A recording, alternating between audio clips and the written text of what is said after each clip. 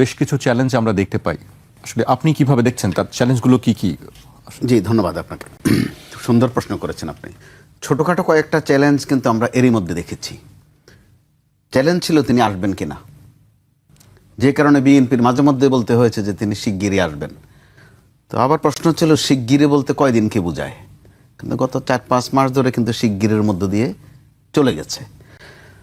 অবশেষে তিনি আকাশে আছেন, বাংলাদেশের পাতালে নামবেন সম্ভবত দিনের মধ্যভাগে। এখানে আবার আমরা ওই যে চ্যালেঞ্জের অংশ যেটা বললেন, একটা বৈপরীত্য দেখেছি। আমাদের ধারণা ছিল তিনি ওখান থেকে যাত্রা করার আগে লন্ডনে যে বিএনপির নেতাকর্মীরা আছেন বা তার সহচররা দীর্ঘদিন থেকে আছেন, তাদেরকে একটা অনুরোধ করেছেন।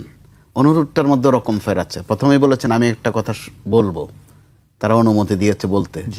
তারপরে বলছে আমি বলার পর এটা কিন্তু শুনতে হবে। কি সেটা? যে আমি যখন লন্ডন থেকে বাংলাদেশের উদ্দেশ্যে যাব, লন্ডন এয়ারপোর্টে আপনারা কেউ জমায়েত করতে পারবেন না, এটাতে নুইসেন্স ক্রিয়েট হওয়ার একটা আশঙ্কা আছে। আমাদের ধারণা ছিল যে বাংলাদেশেও সম্ভবত সেটার একটা সীমিতকরণ করা হবে, কিন্তু বাস্তবতা হচ্ছে যে না, সেটা বাংলাদেশে করা যায়নি। ওইটার ফলো আপ যদি এখানে পড়তো, কারণ বাংলাদেশের বাস্তবতাটা ভিন্ন। তিনি লন্ডনে 17 বছর ছিলেন, এটা লন্ডনের জন্য ঘটনা না, আমাদের জন্য ঘটনা। আবার আমাদের এখানে 17 বছর পরে আসবেন, আমাদের জন্য কিন্তু বড় ঘটনা। চাইলেই বিমানবন্দর একেবারে সীমিত করা যাবে, লোক চলাচলের মধ্যে বাধা দেওয়া যাবে, এত সহজ না বিষয়টা। তারপরও তিনি আসছেন, বিএনপির দিক থেকে স্বাভাবিকভাবে প্রত্যাশা থাকবে তারা রাস্তাঘাটে দাঁড়াবেন, সংবর্ধনা জানাবেন। যেটির সঙ্গে একটি আবেগ জড়িত, মানুষ আবেগের বিষয় আছে, দীর্ঘ আবেগের বিষয়। তো সেই জায়গায় নিরাপত্তার একটু নিয়ে আমরা চিন্তিত কিন্তু হতেই পারি। জেনেতন আয়োজন নয় কিন্তু ঢাকায় এই মুহূর্তেও ঢাকার বাইরের প্রচুর লোক সমাগম এই ঢাকায়। তো এর অবস্থায় যখন তিনি ঢাকা আসবেন, ওখানে আমরা এই পর্যন্ত যে শিডিউলটা দেওয়া হয়েছে, যে নেমে প্রথমে বলা হয়েছিল হাসপাতালে যাবেন, তারপরে সংবর্ধনায় আসবেন। পরবর্তীতে এটা চেঞ্জ করা হয়েছে যে আগে সংবর্ধনায় যাবেন, ওখান থেকে এবং সংবর্ধনায় তিনি একাই বক্তব্য দেবেন। অর্থাৎ এই উলর্ধ কিন্তু একটা সাবধানতা, একটা সীমাবদ্ধ কিন্তু আছে। অর্থাৎ সীমিতকরণ বা সাবধান হওয়ার একটা প্রবণতা আমরা দেখছি, সেটা অবশ্যই প্রয়োজন। এখন চ্যালেঞ্জের বিষয়টা, মূল চ্যালেঞ্জের বিষয়টা, বিএনপির নেতাকর্মীদের প্রত্যাশা তিনি আসবেন, দল আরও শক্তিশালী হবে, বিএনপি ক্ষমতায় যাবে। তাদের সীমানার মধ্যে এতটুকুই তাদের ভাবনা। এর পাশাপাশি জনপ্রত্যাশার বিষয়টি আছে, এই বিষয়টা কিন্তু অত্যন্ত গুরুত্বপূর্ণ। শুধু ক্ষমতায় যাওয়া তার জন্য চ্যালেঞ্জ না, তার জন্য রক্তের উত্তরাধিকারের মতো দুটা বিষয় কিন্তু সামনে আছে। একটা হচ্ছে যে বাংলাদেশ দফায় দফায় কিন্তু বিভিন্ন সময়ে নানান ধরনের খাদে পড়েছে, অন্ধকার খাদে পড়েছে, আধা খাদে পড়েছে। ওখান থেকে তুলে আনার দৃষ্টান্ত বাংলাদেশে বিএনপির। প্রথমত 15 আগস্ট ট্র্যাজেডির পর কিছুদিন কু পাল্টা কু, এটা সেটার পরে জিয়াউর রহমান সাহেব তখন ক্ষমতা নিয়ে 3.5 বছর দেশ চালালেন। দেখা গেল দেশের চেহারা চেঞ্জ করে ফেললেন।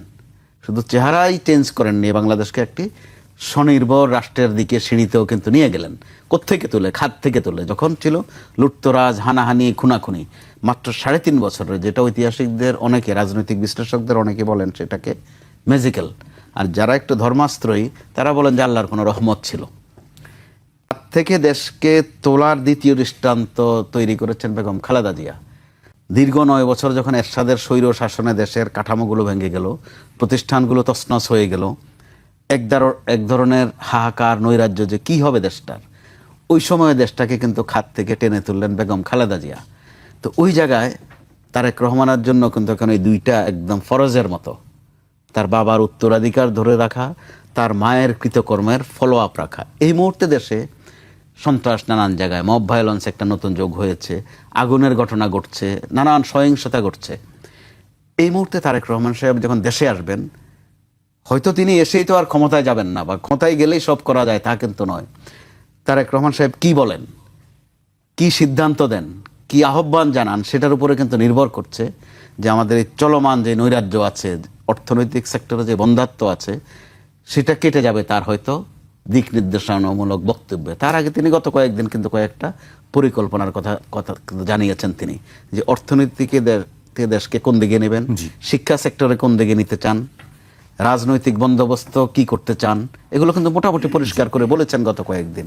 তো ওই জায়গায় মোটা দাগের চ্যালেঞ্জ, একদম নগদ চ্যালেঞ্জ, যেটা যে দেশে আসার পর থেকে বা পরদিন থেকেই যদি তার ডিরেকশনে, তার নির্দেশনায়, তার আহ্বানে আমরা এই বিদ্যমান বা চলমান যে নৈরাজ্যগুলো আছে, যে মব ভায়োলেন্স আছে, বিভিন্ন জায়গায় যে অবিশ্বাস আছে রাজনৈতিক দলগুলোর মধ্যে, সেটা যদি একটু উতরাতে থাকে একটু একটু করে, আমরা একদম ধারণা করতে পারি যে তৃতীয় দফায় বাংলাদেশকে খাত থেকে টেনে তোলার দৃষ্টান্তটা তার হাত দিয়ে হবে। জি, আপনার কাছে আমি আবারও আসবো। এই পর্যায়ে আমি আবু হেনা রাজ্জাকের কাছে আসতে চাই। আমরা শুনছিলাম বেশ কিছু চ্যালেঞ্জের কথা। তিনি বলছিলেন যে নির্বাচনের পরবর্তী চ্যালেঞ্জের কথাই তিনি, পরবর্তী এবং আগের কথাই তিনি বলছিলেন মোস্তফা কামাল। আপনার কাছে জানতে চাই আসলে নির্বাচনের আগে রাজনৈতিক চ্যালেঞ্জগুলো আসলে তার জন্য কি অপেক্ষা করছে? ধন্যবাদ আপনাকে আর আমার বন্ধুবর আলোচক কামাল ভাই, আমি খুব ভালোবাসি, আর আপনার দর্শক শ্রোতা যারা আছেন। আসলে তারেক জিয়া সাহেব দীর্ঘ 17 বছর 16 বছর অ্যাবসোলুটলি দেশের বাইরে ছিলেন। এক টেলিফোনিক কন্ট্যাক্ট, সোশ্যাল মিডিয়ার কন্ট্যাক্ট, ভার্চুয়াল মিটিং, এছাড়া কোনো ফরমেশন, কোনো যোগাযোগের মাধ্যম তার জন্য ছিল না। ফিজিক্যালি গিয়ে দেখা করা, they are very few in number.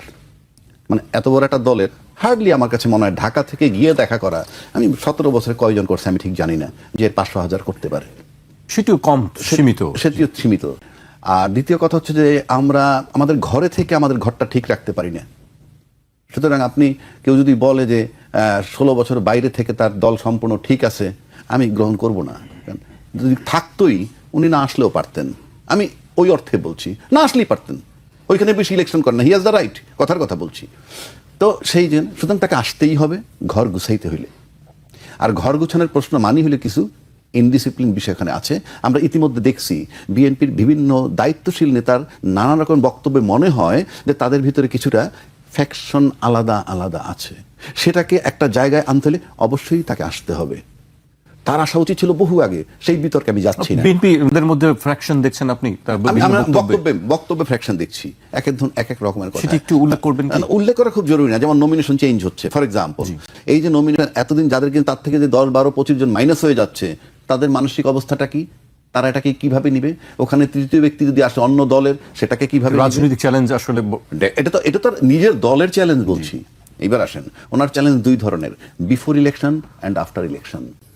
Before ইলেকশনের একটা বললাম তার দলীয়, দ্বিতীয়টা আসেন, আপনাকে বিফোর ইলেকশন কি বলতে হবে? প্রতিশ্রুতি দিবেন। 15 বছরের যন্ত্রণার পর কি বার্তা আপনি দিবেন এসে দেশবাসীকে, যে আমরা তোমার 15 বছরের যে ব্যথা যন্ত্রণা লাঘব করব। কি?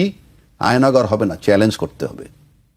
বিনা বিচারে হত্যা হবে না, চ্যালেঞ্জ করতে হবে। সংস্কার যেগুলো করেছে সেগুলোর ব্যাপারে বাস্তবায়ন। সংস্কার তো পরের চ্যাপ্টার, সংস্কার হয় নাই, ওটা গণভোট পাস হইলে তারপরে সংসদ অ্যাপ্রুভাল দিবে। বুলশিট, ওগুলো কিছু হবে না, আমি বলে দিচ্ছি, সংস্কার কিছু হবে না। সংস্কার হবে না কেন? সবাই তো আপনি করেন না ইলেকশন। আপনি তো কি বলছেন, গণভোট যদি হাও হয় পার্লামেন্টের অ্যাপ্রুভাল লাগবে। কথাটা বোঝার চেষ্টা করেন। নো গ্যারান্টি অ্যাট অল, আমি ওই বিষয়ে আলাপই করতে চাই না। যেটা বলতেছিলাম, তাহলে আপনি এই আমাদের তারেক রহমান সাহেব এসে এই বিষয়গুলো অনেকে ফেস করতে হবে, জনগণকে কি প্রতিশ্রুতি দিবেন এবং সেটা এটা দিতে হবে ইলেকশনের আগে। কর্মসংস্থানের কথা বলছেন, এগুলো কিন্তু ক্ষমতায় যাওয়ার পর আবার এক্সিকিউট করতে হবে। দেশ এখন সেখানে নাই, আপনি বললেই হবে না। আরেকটা বিষয় আপনাকে বলতে হবে, সেটা হলো কি হবে আপনার ফরেন পলিসি, ক্লিয়ার করতে হবে। আমি লিখে দিচ্ছি, আপনাকে ক্লিয়ার করতে হবে। কারণ বাংলাদেশে ইতিমধ্যে হাসিনা আইডেন্টিফাইড, শেখ হাসিনা উনি কোন বলয়ের, ইউনূস সাহেব আইডেন্টিফাইড উনি কোন বলয়ের। জি, আপনাকে ক্লিয়ার করতে হবে। এই ক্লিয়ার করতে গিয়ে একটা জিনিস আমার খুবই বেদনাদায়ক, আমি এই দলের দায়িত্বশীল লোকের কথা বলি। আমরা দেখলাম আনন্দবাজার পত্রিকা একটা শিরোনাম আসছে, শিরোনামটা পড়লি এনাফ, যে কি পরিমাণ আমাকে আন্ডারমাইন করুক বা স্যাটায়ার করুক। লিখছেন, খালেদা পুত্রের সম্বল, দিল্লির বন্ধুত্ব ও মুক্তিযুদ্ধ। তার মানে মুক্তিযুদ্ধ হাতিয়ারটা ব্যবহার করতে হবে, দিল্লির বন্ধুত্ব এনশিওর করতে হবে। কে করবে? খালেদা পুত্র। কেন খালেদা পুত্র নয়? মানে জিয়ার পুত্র নয়, কিংবা সাবেক প্রধানমন্ত্রীর সন্তান নয়, কিংবা বিএনপির এই মুহূর্তের কর্ণধার তারেক রহমান। এই কথা কেন লিখলো না? একটা পত্রিকা লিখছে, এটা দিল্লি সরকারের স্টেটমেন্ট নয়। কিছুদিন আগে দেখলাম পত্রিকা কি বলছেন, কলকাতার এক পত্রিকায় ফখরুল ইসলাম আলমগীর সাহেব চ্যালেঞ্জ করছেন যে উনি বলেন নাই। একই চ্যালেঞ্জ এখানে আসে নাই কেন? আমার নেতা, আমি এই দেশে প্রধানমন্ত্রী হিসেবে স্বপ্ন দেখতেছি তারেক রহমান সাহেবই হবেন। তো সেই নেতাকে যখন একটা পত্রিকা বলে একটা দায়িত্বশীল লোক, এত বড় একটা পার্টির প্রধান, খালেদা পুত্র মানে কি? আমি আজকেও দাবি করতেছি এই প্রতিবাদ করতে হবে, নয়তো আমরা ধরে নিব যে অন্যরকম আমরা চিন্তা করব আপনারা কারা। এইবার আসেন, এটা আমি এই প্রসঙ্গে আসলো বলে বললাম। এরপরে আসেন কি চ্যালেঞ্জ, বিচারের কন্টিনিউশন, প্রতিশ্রুতি দিতে হবে যে ইয়েস বিচারটা কার, কোনো ব্যক্তির না, স্বৈরাচার ছিল। আপনারা দায়িত্বশীল দাবি করতেছেন, বিশাল আন্দোলন আপনারা করেছেন, সেই আন্দোলন করে তাকে যখন সরিয়েছেন, তাইলে আপনার সেই বিচার কন্টিনিউ থাকবে, সেটাকে প্রতিশ্রুতি দিতে হবে। 4 নম্বর আসেন জুলাই চেতনা ধারণকারীদের মূল্যায়ন, যে আমরা তো জুলাই চেতনা ধারণ করি, আপনারা যদি ধারণ করেনি তাইলে জুলাই চেতনা মঞ্চ আলাদা কেন, ইনকিলাব মঞ্চ কেন, এনসিপি দল হইল কেন? আপনার সাথেই তো মিশে যেতে পারতো। সময়ের ব্যবধানে অতীতে কি করছেন, এই 5ই আগস্টের ওগুলোতে আমি যাচ্ছি না, লেটেস্ট যেটা হচ্ছে আওয়ামী লীগের লোক যোগ দিচ্ছে আপনার দলে, যোগ দেওয়াটাকে আমার অপরাধ না, কিন্তু আওয়ামী লীগ তো অ্যাবসলিউটলি জুলাই চেতনা বিরোধী। সেই লোক যখন আপনার দলের ভিতরে যাতায়াত জায়গা পাচ্ছে, তাহলে আমি কি করে করব যে আপনি জুলাই চেতনা লালন করছেন? এইবার আসেন যে অর্থনৈতিক মুক্তি কি হবে, সেই প্রতিশ্রুতি দিতে হবে। যে টাকা পাচার হয়েছে উদ্ধার করার দায়িত্ব নিতে হবে, কারণ আপনার দলের বহু লোক স্যাটায়ার করছে এই সরকারকে, যেই সরকার অনেক ক্ষমতাধর। তার প্রমাণ হইল এই হাদি যখন সিঙ্গাপুরে গেল, সিঙ্গাপুরের ফরেন মিনিস্টার যোগাযোগ রাখছে, বাংলাদেশের কোন মন্ত্রী, সিঙ্গাপুরে বহু লোক চিকিৎসা নিয়েছে, বহু মন্ত্রী, কেউ তাদের সাথে দেখা করতে যায় নাই। তাহলে আপনাকে বুঝতে হবে যে সেখানে ফরেন মিনিস্টার যোগাযোগ করছে। সেই ইউনূস সাহেবের বদনাম, গীবত, এর কোনো অন্ত নাই। আপনাকে টাকা উদ্ধার করবেন, সেই প্রতিশ্রুতি দিতে হবে, দেশের টাকা, জনগণের টাকা, আপনি মহানায়ক হবেন, এটার প্রতিশ্রুতি দিতে হবে। দিতে হবে মানে এই চ্যালেঞ্জগুলো আমাকে মোকাবেলা করতে হবে। পাশাপাশি তার সিক্রেট নামে আমরা যেটা দেখতেছি, যে অনুমান যেটা করতেছে, তার নিরাপত্তা বলে, আমি পত্রিকায় পাইছিলাম তার নিরাপত্তা কিভাবে দিবে, সেই নিরাপত্তার নামেও যদি তার মাঠ কর্মীর সাথে তার ডিস্টেন্স হয়ে যায়, তাকে যদি সীমিত লোক তার সাথে দেখা সাক্ষাৎ করে তার দলের মধ্য থেকে এরা বার্তা নিয়ে বাইরে যায়, সেখানে একটা গ্যাপ তৈরি হতে পারে। কেননা এতদিন উনি বাইরে ছিলেন, একটা অজুহাত ছিল, এখন তো উনি দেশে আসছেন, সুতরাং দেশে এসে সবার সাথে করে ওনার এই ধারণাগুলা, মানে এই ইউনাইটেড করাটা ওনার জন্য বিশাল চ্যালেঞ্জ। এই চ্যালেঞ্জগুলো তার জন্য রয়েছে বলে আমি মনে করি।